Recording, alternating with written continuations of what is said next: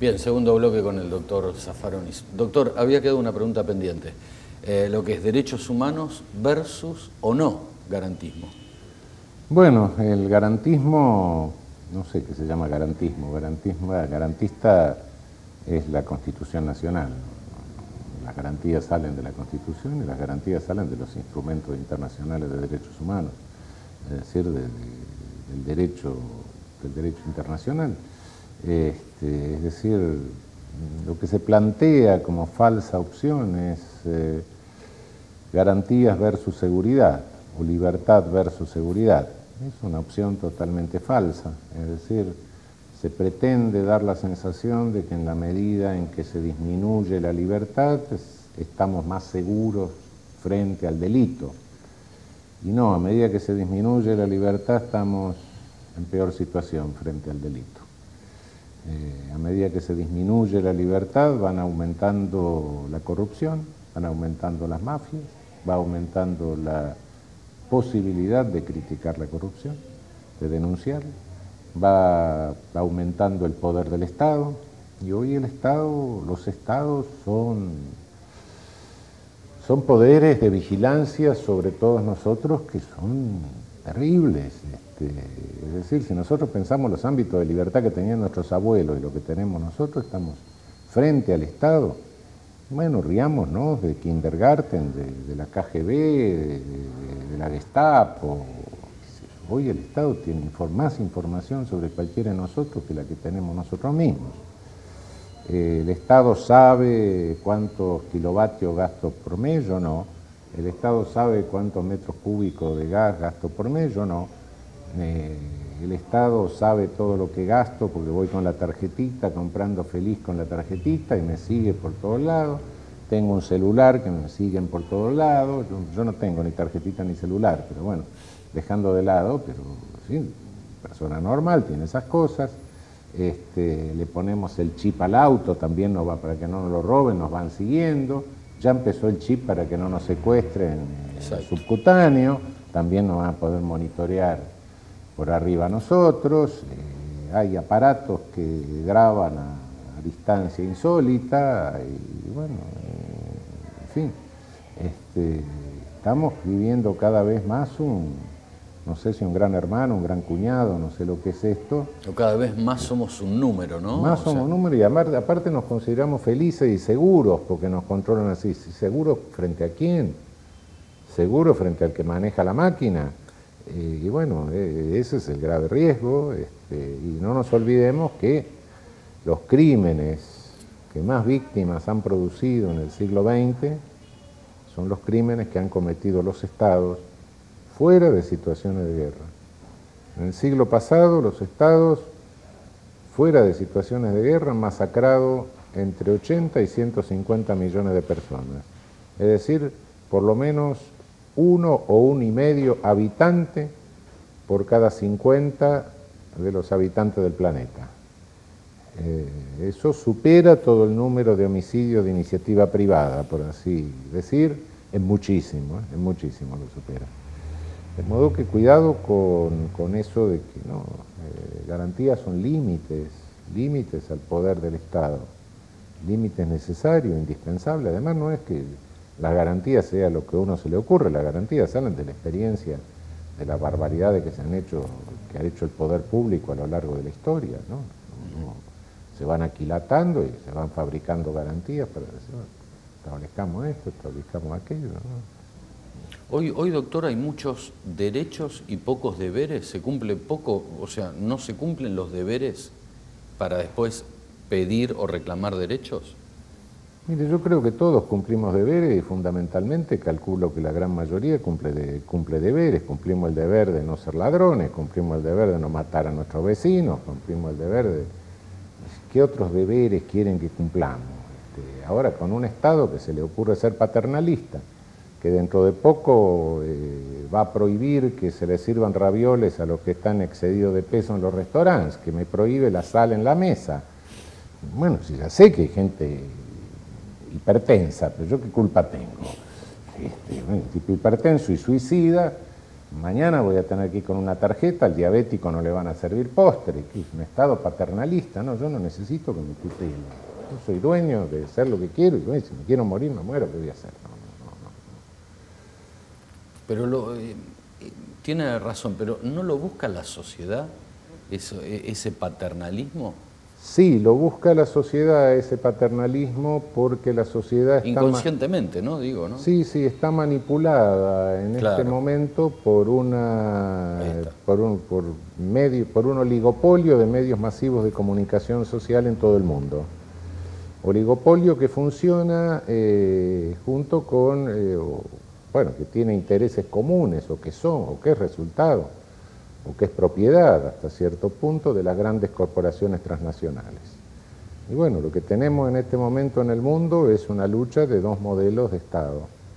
O estamos con el Estado social, digamos en Estados Unidos, lo que fue el modelo de Franklin Delano Roosevelt, o estamos con el Estado gendarme, que es el modelo Reagan-Bush.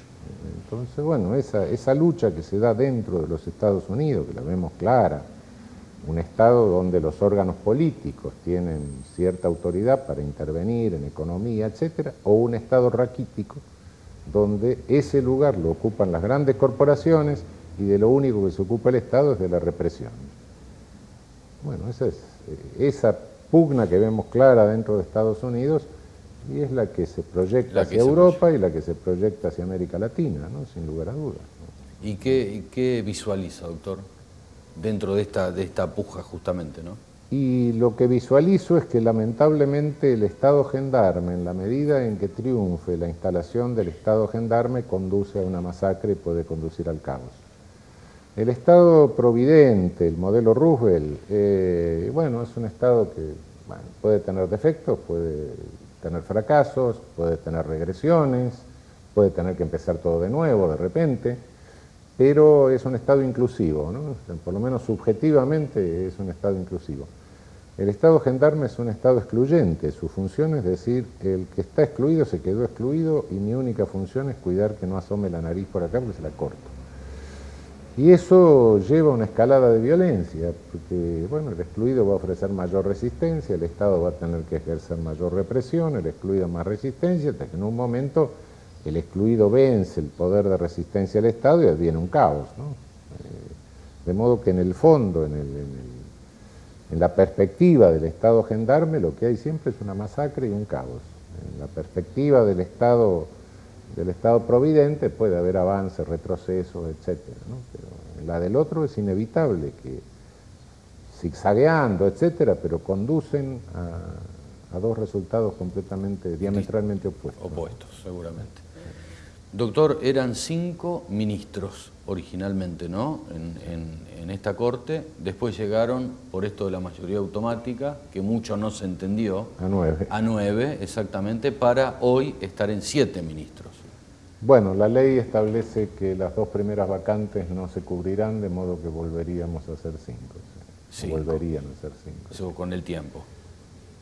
A mí me parece que el número de 7 es razonable a esta altura y con la experiencia de lo que hemos vivido en estos años y que nos llevamos bien y bueno, que tenemos un respeto recíproco pese a la diferencia de posiciones, etcétera.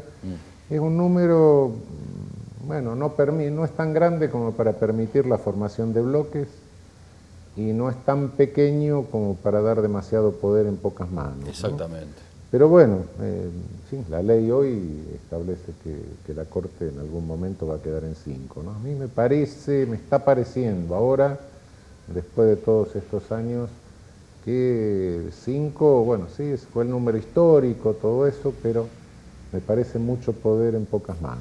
Hoy es otro país también, es otro país, mucho hay que más tener habitantes. Mucho cuidado. Claro.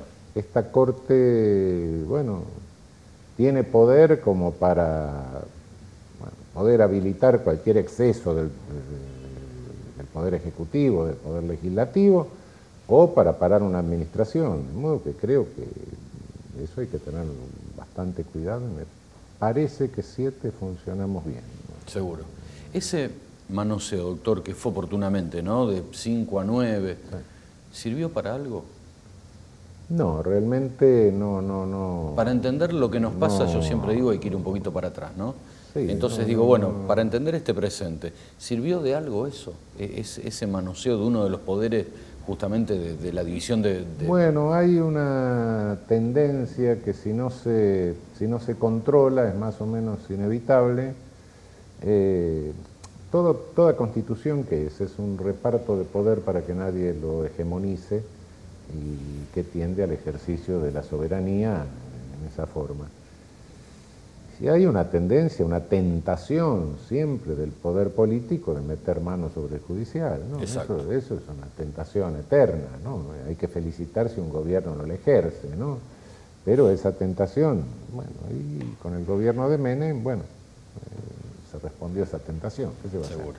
Pero no, con esto no estoy abriendo un juicio. No, para nada, ya pasó el la tiempo. Corte anterior, ni mucho menos, ni sobre los anteriores ministros de la Corte, sino que es una actitud política, ¿no?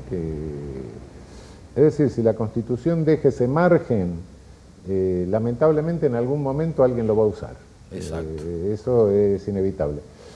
Uno cuando piensa la ingeniería institucional no tiene que pensar que todos son buenos, no, tiene que pensar las peores cosas y las peores intenciones, porque si todos fuéramos buenos no necesitamos ni Constitución.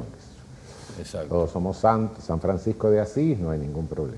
Pero no, en realidad siempre las instituciones hay que pensarlas colocándose en la peor situación, ¿no? La peor situación es la que tengo que estar pensando.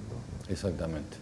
Doctor, queremos agradecerle todo este tiempo para analizar un poco, ¿no?, lo que es a nivel institucional nuestro país y bueno, esperemos estar en ese camino y lo que sí hay que reconocer, y eso lo digo no en este momento sino siempre, es esta independencia de la Corte, ¿no?, porque son los máximos intérpretes de la Constitución Nacional. Sí, pero es una coyuntura, cuidado, por una coyuntura feliz, política, etcétera, vuelvo a lo de antes, cuidado que hoy se da la coyuntura que sí, somos 7 personajes. Cada uno de nosotros, reconozco, me incluyo, somos bastante particulares. ¿No? Sí. Por eso lo curioso, y por lo cual me quedo, porque si no podría trabajar en un tribunal que estuviéramos todos peleados, ¿no? Lo curioso es que nos llevemos bien, ¿no? Y bueno, bien, porque como somos 7 individualidades muy diferentes, con historia diferente, generación diferente, especialidad diferente, experiencia de vida distinta,